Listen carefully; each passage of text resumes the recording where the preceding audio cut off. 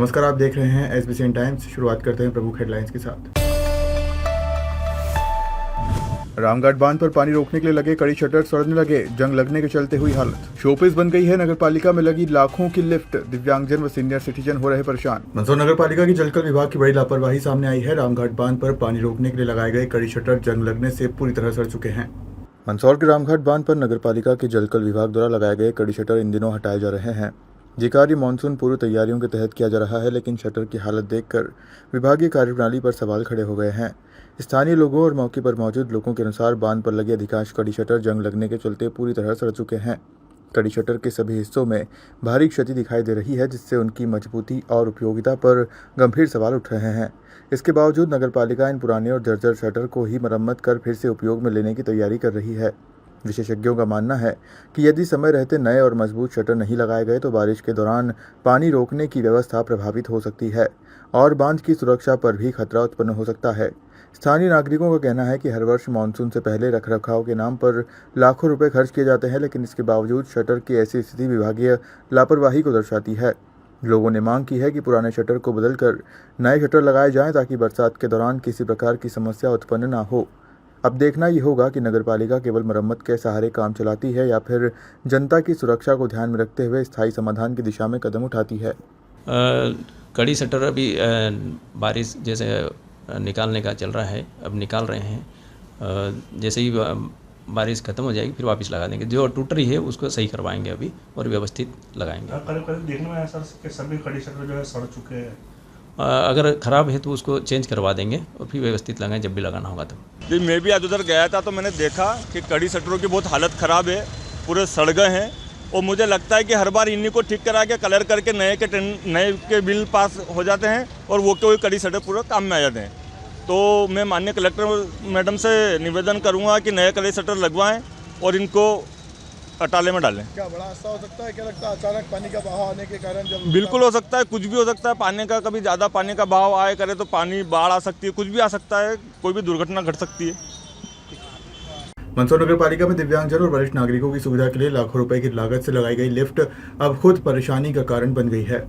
मंदसौर नगरपालिका में दिव्यांगजन व सीनियर सिटीजन के लिए लाखों रुपए की लागत से वर्ष 2020 में एक लिफ्ट लगाई थी, जिसका शुभारंभ बड़े जोर शोर से भाजपा जनप्रतिनिधियों की मौजूदगी में हुआ था।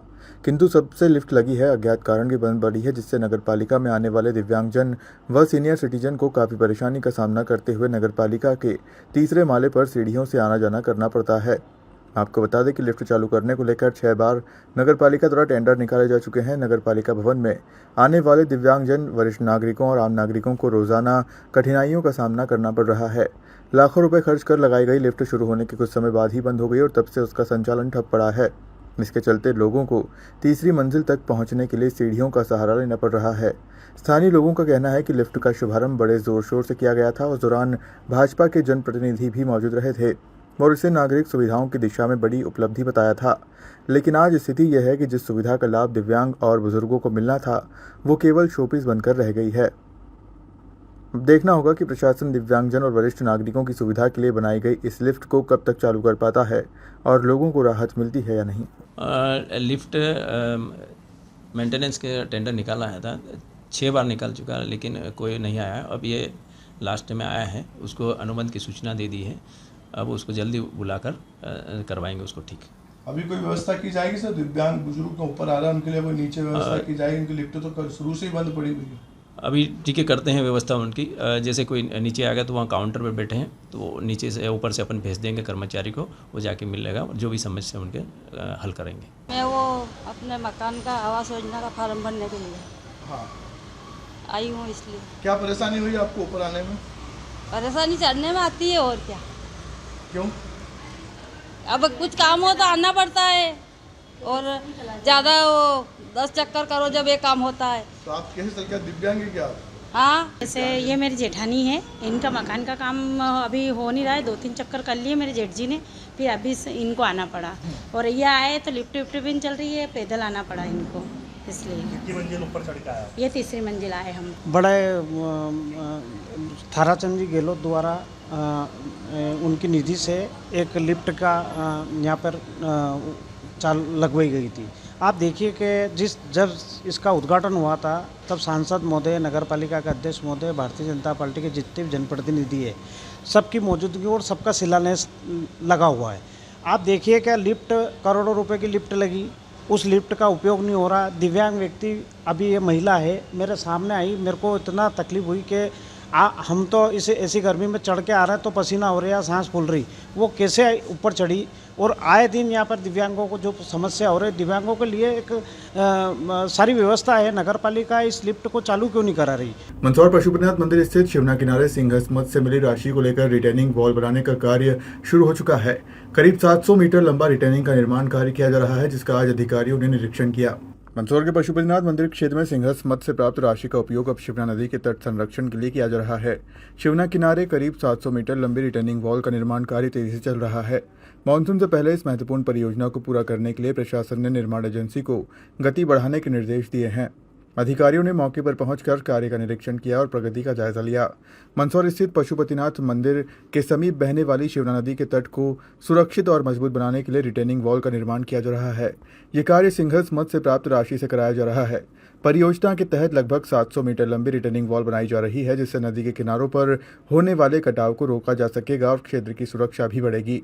निर्माण कार्य की प्रगति का जायजा लेने के लिए संबंधित विभाग के अधिकारियों ने आज स्थल का निरीक्षण किया। ये भी रिटर्निंग वॉल का काम चल रहा है यहाँ पर, जो अभी जो सिंघस मठ जो बन रहा है शिव से वहाँ पर रिटर्निंग वॉल है, उसको देखने आए हैं। कब तक पूरा हो जाएगा सर ये? अभी तो बारिश से पहले हमारी ये है कि इस रिटर्निंग वॉल को कंप्लीट कर लें, उसके बाद बारिश में फिर अपन सीसी का काम और रोड का काम पूरा। मध्य प्रदेश बाल संरक्षण आयोग के अध्यक्ष डॉक्टर निवेदिता शर्मा 3 दिवसीय मंदसौर दौरे पर है। दौरे के दूसरे दिन आज अचानक वे जिले के बादाखेड़ी गांव में संचालित हो रहे स्कूल पहुंची, जहां बेहद ही चौंकाने वाले खुलासे हुए हैं। मंदसौर में स्कूल की आड़ में मदरसा संचालित किया जा रहा था, जहां सिर्फ छात्राओं को ही शिक्षा दी जा रही थी। गुरुवार को जब मध्य प्रदेश बाल संरक्षण आयोग के अध्यक्ष वहां पहुंची तो पूरा मामला सामने आया। आयोग के अध्यक्ष ने बताया कि मंदसौर के बादाखेड़ी गांव में निरीक्षण के दौरान बड़ी गड़बड़ी सामने आई है। यहां मोइनिया एजुकेशन सोसाइटी के नाम से स्कूल की जगह मदरसे और हॉस्टल का संचालन किया जा रहा है। बीते वर्ष स्कूल द्वारा 6ठी कक्षा से 8वीं कक्षा की अनुमति ली गई थी, लेकिन बावजूद इसके यहां से आयोग को प्राइमरी से लेकर 12वीं कक्षा तक की पुस्तकें मिली है। साथ ही मौके पर 100 से अधिक बच्चियों का सामान भी मिला है, जबकि स्कॉलर रिकॉर्ड में 76 तो वहीं पोर्टल पर 36 बच्चियों की जानकारी ही दी गई थी। आयोग के अध्यक्ष ने बताया कि स्कूल की मान्यता तो छात्र और छात्राओं दोनों की है, लेकिन यहां सिर्फ छात्राओं को ही शिक्षा दी जा रही थी। इसी कारण आयोग ने शिक्षा विभाग को इस पर FIR करने के निर्देश दिए हैं। मदरसों का दौरा किया है, कहीं किसी मदरसे के अंदर कुछ खामियां पा गई हैं, किस प्रकार की खामियां है, थोड़ा सा विस्तार से जानकारी। मोइनिया एजुकेशन वेलफेयर सोसाइटी है जो कि मदरसा नहीं संचालित करती, क्योंकि उसको मदरसा बोर्ड से मान्यता नहीं है। वो स्कूल के रूप में संचालित है और उसको स्कूल की मान्यता भी केवल 6वीं से लेकर 8वीं तक की ही है। उसके अलावा उसके पास कोई मान्यता नहीं है और आवासीय मान्यता भी नहीं है। इसके बावजूद वहाँ पर जो सामान रखा हुआ है बच्चियों का, वो लगभग 100 से 150 बच्चियों का सामान है। तो वो बच्चियाँ कौन थी? पोर्टल पे आपके केवल 36 बच्चियाँ रजिस्टर्ड है कि स्कूल में केवल 36 बच्चियाँ ही पढ़ने आती है, और जब आवासीय नहीं है तो वहाँ बच्चियाँ कैसे रह रही है? और वो जो बना हुआ है वहाँ पे बजू खाना वगैरह बना हुआ था, तो इट मीन्स वो मदरसा है। तो आपने मदरसे की मान्यता क्यों नहीं ली? बच्चियाँ कहाँ से आई हैं? किसके द्वारा आई? किसने सहमति दी? कोई सहमति पत्र होना चाहिए, माता पिता की जानकारी होनी चाहिए, पूरी फाइलिंग होनी चाहिए किसी भी बच्चे की। उस तरीके का कोई भी दस्तावेज उस संस्था ने हमको मुहैया नहीं कराया उस समय तक, और ना ही उनके पास कोई बच्चियों से संबंधित भी दस्तावेज थे। आज की डेट में बच्चियां कहाँ चली गई, ये भी उनके पास जवाब नहीं है। तो ये सारी परिस्थितियां जो है वो संदिग्ध नजर आती है। कुछ जो कमरे हैं वो लॉक पड़े हुए, उनको ना ही खोला गया हमारे लिए, और कई बार कहने के बावजूद भी हमारे लिए वो कमरे खोले नहीं गए। मामले पर जिला शिक्षा अधिकारी टेरेसा मिंच का कहना है कि बार आयोग के अध्यक्ष के साथ वे भी मौके पर पहुंची थी, जहां नियमों के खिलाफ इसका संचालन किया जा रहा था। अवैध रूप से मदरसे का संचालन करने के दौरान बिना अनुमति के हॉस्टल भी चलाया जा रहा था।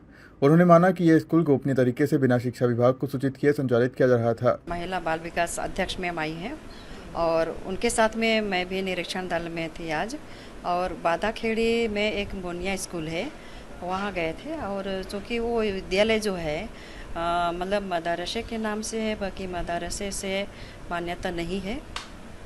और वहाँ की जो विद्यालय है कक्षा 6 से 8 तक संचालित है। तो कक्षा 6 से 8 तक जो संचालित है उसकी मान्यता है उनके पास। और बाकी जो मतलब कि ना हमने पूरी छानबीन करी, वहाँ के रिकॉर्ड वगैरह देखा है, तो उसमें मतलब प्राइमरी से लेकर के 12वीं तक के रिकॉर्ड मिले। हमने कमरों में जा कर के वहाँ पर बच्चों के कुछ बैग वगैरह भी देखा, तो उसमें 10वीं 12वीं की किताबें भी प्राप्त हुई है हमको।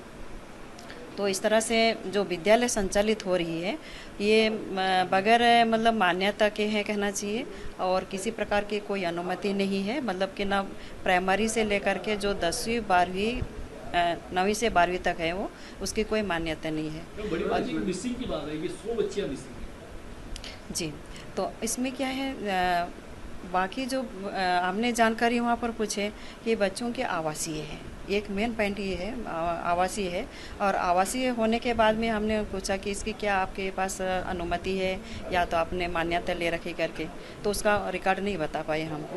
तो वहाँ पर कम से कम बहुत सारे कम से कम 8-10 कमरे हमने देखा उसमें, तो बच्चों की संख्या कम से कम एक कमरे में 10-12 बच्चों की संख्या है वहाँ पर।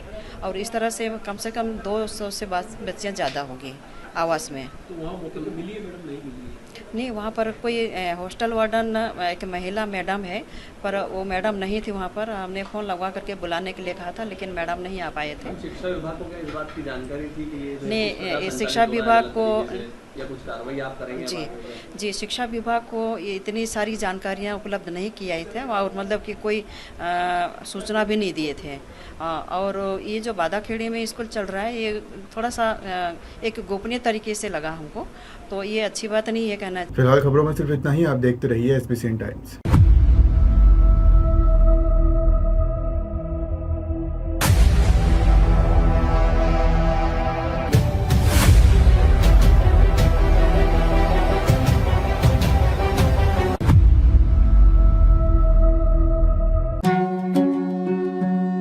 श्री बालाजी केबल नेटवर्क आपके व्यवसाय की उड़ान का नया आधार। आपका व्यवसाय श्री बालाजी केबल नेटवर्क पर विज्ञापन देकर लाखों दर्शकों तक पहुंच सकता है। हर दिन हजारों घरों में हमारी केबल सेवा पहुंचती है। विशेष ऑफर, पहले 3 महीने के लिए स्पेशल डिस्काउंट। फायदे, आपके विज्ञापन की ब्रांडिंग स्थानीय स्तर पर, कम लागत में अधिक दर्शक, हर प्रकार के व्यवसाय के लिए उपयुक्त। अभी संपर्क करें नेमीचंद राठौर 9425369602 7000409673। श्री बालाजी केबल नेटवर्क, सफलता की ओर एक कदम।